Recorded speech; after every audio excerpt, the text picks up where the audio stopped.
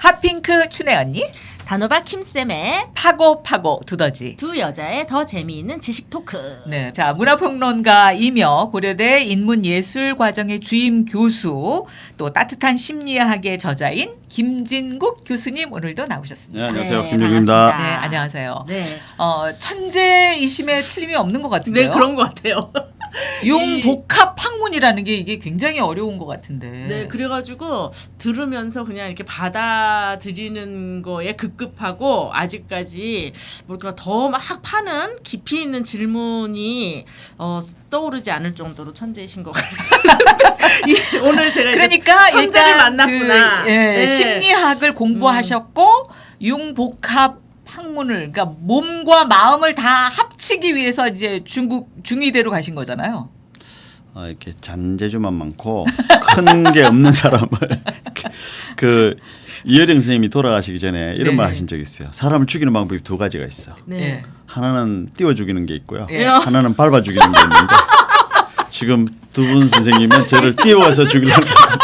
아니 언제 떨어지실지 모르니까요. 네. 아니 근데 진짜 그야말로 그 학문적인 호기심이 너무너무 많았나 봐요. 네, 그죠? 그건 인정합니다. 네. 그러니까 공부가 지금도. 재밌으셨어요? 그러면? 놀아보니까 네. 노는 것도 정말 재밌는데 아니 놀아 보셨어요? 놀기는? 노는 거 좋아해요. 그럼 어떻게 놀았을까? 공부하면서 논 거 아니야? 그렇지. 진짜 논 사람이 보기에는 저 예. 범생이가 깔짝거리는 예. 걸로 보이겠지. 네. 그러면 주로 공부를 하면서 어떤 즐거움을 느끼셨어요? 그래서 계속 이 공부하니까 또 저 공부도 하고 싶고 이 공부하고 이 공부를 합치면은 뭐가 될 것 같고 막 이런. 그렇죠. 예, 예. 그러니까 예를 들면 이 얘기가 적절할지 모르겠는데 뭐 예를 들면 뭐 실명 이야기 될지 모르겠는데 네. 그렇죠. 대중적인 영화 평론가로는 이제 이동진 씨가 제일 네. 이렇게 그렇죠. 유명한 편이잖아요. 네. 최근에 네, 저게 그런데 예를 들면 이동진 씨가 저는 영화 평론가가 아니잖아요. 네. 그러니까 심리학적인 관점에서 보는 영화 네. 이런 거는 하죠. 아하. 네. 그렇죠. 영화 평론가가 아닐 때 영화 평론 이렇게 하진 않는데 한때는 영화 평론가로 직업을 삼아볼까 하는 생각이 있었어요. 근데 왜 포기했냐면 예.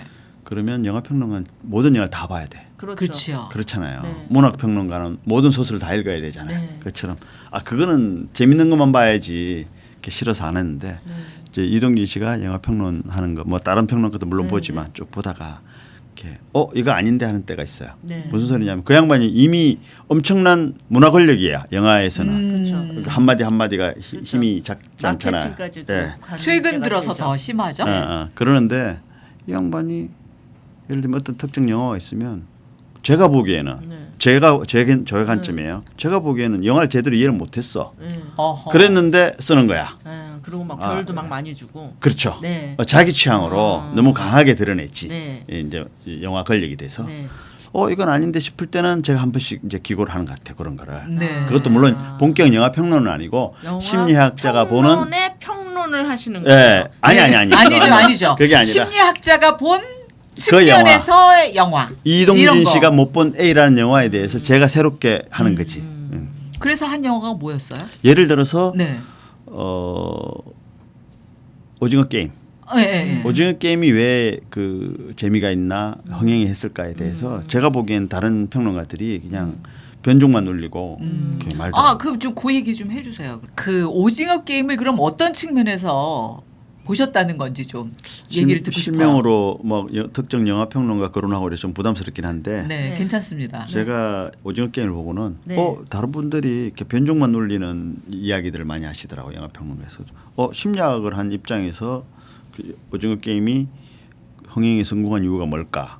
저는 키워드가 뭐냐면은 전 세계 동서고금을 막론하고 네. 인류의 가장 공통적인 본능은 집으로 돌아가고 싶은 거예요. 따뜻한 그 인간 문명의 최초의 최소 단위 귀소 패밀리잖아요. 본능. 패밀리. 귀소 그러니까 본능. 마치 태에서 태어나서 태로 다시 돌아가고 그렇죠. 싶은 그런 것처럼 편안함. 자궁회귀 본능처럼 네. 집으로 가고 싶어 하거든. 다들 집으로 가고 싶어 하는데 실제로 그 대사를 해요. 네.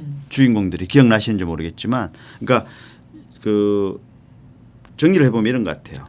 그 이정재가 연기를 했던 기훈이 있잖아요. 기훈은 협력 여러 가지 이제 사람들의 본능이 있는데 진화 심리학적으로 기훈은 협력 본능이야. 이렇게 뭔가 약간 야비한 그 보여주기도 하지만 기본적으로는 남을 도와주고 싶은 따뜻한 본성의 소유자예요. 그걸 대표하는 인물로 딱 설정이 돼 있어. 그 다음에 상우 있죠. 서울대 경영학과 아마 수석했던 상우는 경쟁 본능의 그 대표적인 인물 캐릭터 상징하는. 그리고 그 오일남 네. 씨 그 작중 인물이 오일남이죠. 스폰서. 네. 그렇죠. 스폰서. 그 사람은 자극 추구 본능. 아 자극 추구 자극 본능. 추구. 그 요즘에 많은 그런 거기에 것들이- 본인이 또 그 이야기를 해요. 예. 재미가 없어. 맞아요. 돈이 없는 사람도 재미가 없지만 돈 있는 사람도 재미가 재미가 없어. 없어서 내가 이 살인 직접 게임을 이제 이렇게 하게 데스매치를 됐다. 내가 네. 만들어 봤어 하잖아요. 얼마 잔인해. 근데 이제 그 일종의 잔혹동화잖아요. 제가 그 이 책에도 썼지만 잔혹동화야. 이렇게 그 신데렐라의 그 언니들 네. 그 발 맞추려고 네. 다 잘라버리고 잘라버리는 거 보고 비현실적이다 뭐 이상 이런 잔혹하다 어린이가 보는 거에 이런 소리 안 하잖아요. 네. 그런 것처럼 일종의 잔혹동화니까 하는데 자극 추구 본능이 있고 그 다음에 이제 그 뭐 여러 가지 다 안전 본능 건강 본능 있지만 그 다음에 이제 나오는 주인공들이 마지막 그 끝부분에 가면 상우가 뭐라 그러냐면 그 데스매치 마지막 결성에서 형 이렇게 놀고 있으면 엄마가 집으로 오라 그러는데 안 부르네 이래요. 그러니까 상우야 가자 집으로 가자 이래요. 그러니까 죽지 말라는 이야기잖아요. 그리고 그 탈북 소녀 강새벽인가 그럴까요? 집으로 가고 싶어하죠. 동생이 기다리고 있어. 그러니까 탈북하다가 아버지가 아마 돌아가시고 엄마가 살아 어딘가 북한에 살아 있나 그럴까요? 그러니까 저기 집으로 돌아가서 동생도 지금 챙겨야 되고 엄마도 데리고 와서 또 가정을 만들어야 돼. 그래서 그러는데 거기 또 나오는 그 사이비 목사 딸이 있잖아요. 그 아버지한테 성폭행 당한 딸은 돌아갈 집이 없는 거야. 자기가 아버지 죽여버렸잖아. 했잖아요. 돌아갈 집이 없어. 그러니까 거기서는 다 집으로 가고 싶어해요.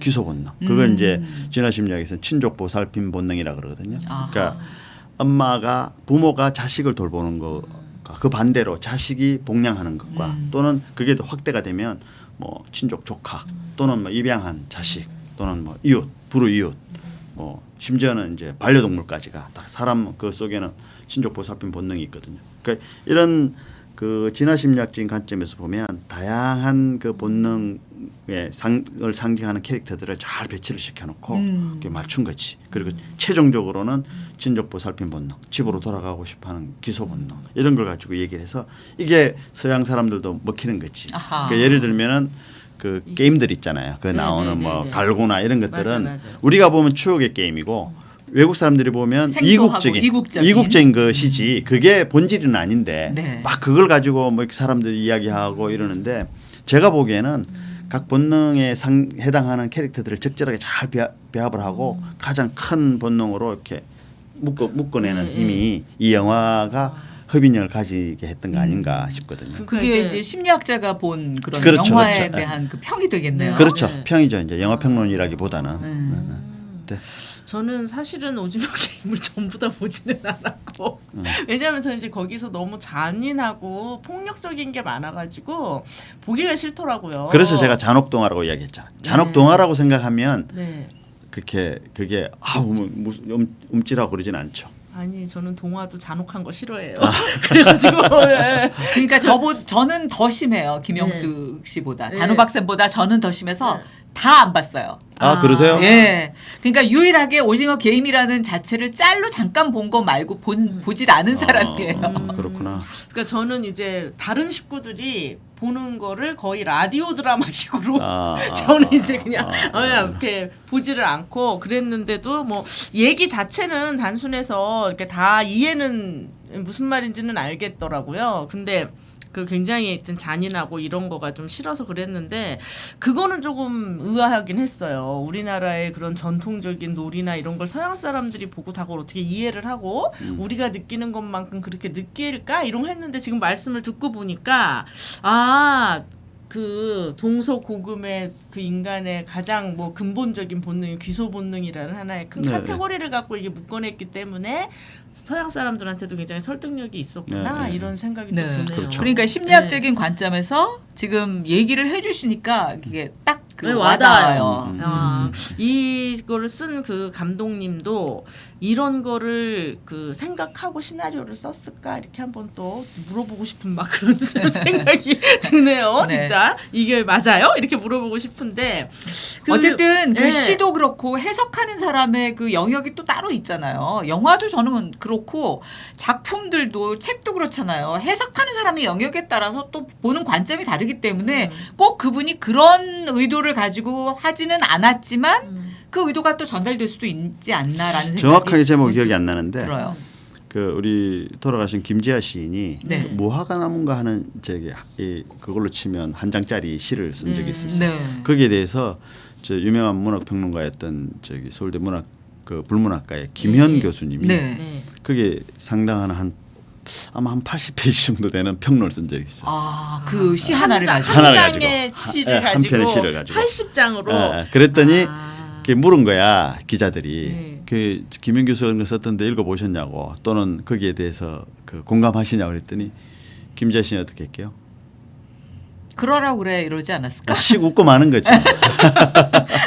그러니까 그것은 그의 문제야. 그렇죠. 네. 그러니까 그 저기 종합적이고 직관적인 그걸로 쓰잖아요. 시는. 그죠? 네. 그렇죠. 그래 분석하는 저기 종합적 평론가는 분석이죠. 분석하잖아. 그렇죠. 떼잖아요. 네. 조각조각 떼내는 거잖아요. 네. 서양 문명식으로 하는 거고 시를 쓰는 창작은 동양 문명처럼 하는 거라고 그렇죠. 저는 보거든요. 직관적이며 직관적으로. 은유적이고 그렇죠. 상징적이고. 예. 근데 그 저도 사람들이 요즘에 시를 좀 써서 압니다.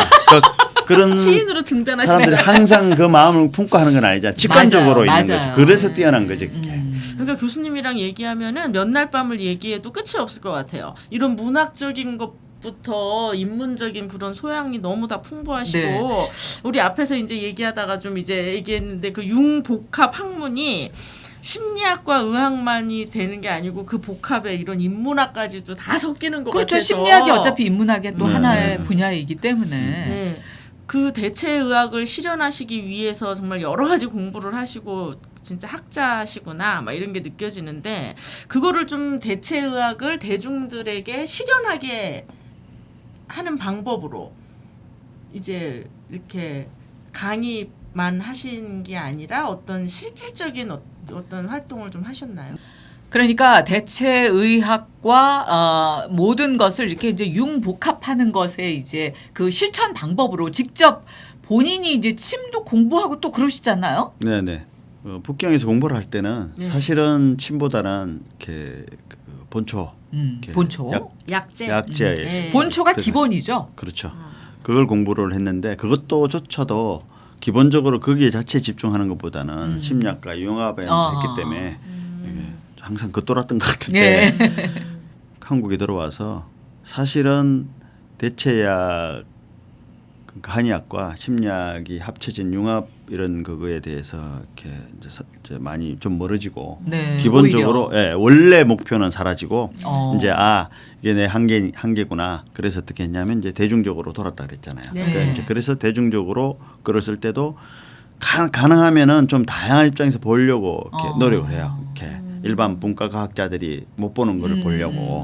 그러니까 아주 약간 미시적으로 막 깊게 보는 스타일에서 약간 좀 거시적으로 그렇죠. 전체를 이렇게 한꺼번에 예, 보려는. 예. 그리고 다양한 또 학문적인 그걸 네, 가지고 네. 뭐 제가 심리학하고 한의학을 주로 전공을 했지만 그래도 뭐 다른 저기 문사철이나 자연과학이나 공부를 계속 쭉 해오고 있기 때문에 그 최근에는 이제 뇌과학, 그 것까지 해요? 진화심리학, 신경과학 이런 거 관심을 좀 가지고 하니까 잘 보이는 것 같고 뭐 이 적절한 표현인지 모르겠지만 요즘 이제 진화심리학 공부를 할 때 보면 네. 어떤 게 있냐면 뭐 그 동물들이 공감 능력이 있느냐 없느냐 이런 걸 가지고 이제 그 연구를 하잖아요.